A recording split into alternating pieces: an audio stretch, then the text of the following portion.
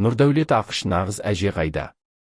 Қазіргі қоғамдағы отбасылық құндылықтар мен ұрпақ тәрбиесі туралы терең ой қозғайтын әңгіме.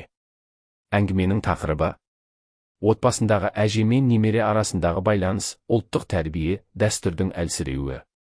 Негізгі идеясы: шығармада нағыз әже бейнесі арқылы мейірім, тәрбие, ұлттық рух беретін тұлғаның маңызы көрсетіледі. Автор қазіргі замандағы кейбір әжелердің бұрынғыдай тәрбие беруден алыстап бара жатқанын сынға алады. Яғни, әже тек туыстық атау емес, ол ұрпаққа рухани тәрбие беретін ерекше тұлға деген ой айтылады.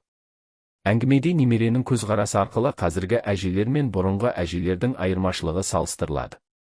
Бұрынғы әжелер ертегі айтып, ақыл кеңес беріп, немересін тәрбиелейтін болса, қазіргі кейбір әжелер ондай міндетті толық атқара бермейді. Бала нағыз әже қандай болу керек деген сұраққа жауап іздейді. Осы арқылы шығармада ұлттық тәрбиенің маңызы мен отбасындағы үлкендердің рөлі айқындалады. Қазіргі заманда бәрі өзгерді.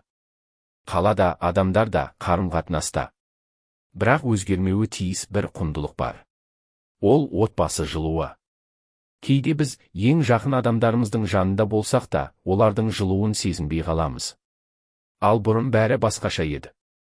Әсіресе әженің орны ерекше болатын. Әже тек отбасы мүшесі емес. Ол мейірімнің, даналықтың, тәрбиенің қайнар көзі. Әже ертегі айтып, баланың қиялын оятатын. Әр сөзімен жүрекке жылу сыйлайтын. Әженің алақаны мейірімге толы. Оның әрбір әрекеті тәрбие. Ал бүгінгі күні ше? Кейбір балалар сол мейірімді сезіне алмай жүр. Технология дамыды. Бірақ жүректер алыстап кеткендей. Сонда бала жүрегінде бір сұрақ туады: нағыз әже қайда? Нағыз әже ертегі айтатын, ақыл беретін, жүрекке жылу сыйлайтын жан. Бұл өткеннің ғана емес, бүгіннің де қажеттілігі. Ендеше жылулықты жоғалтпайық. Себебі нағыз әже әр баланың жүрегінде өмір сүруі тиіс.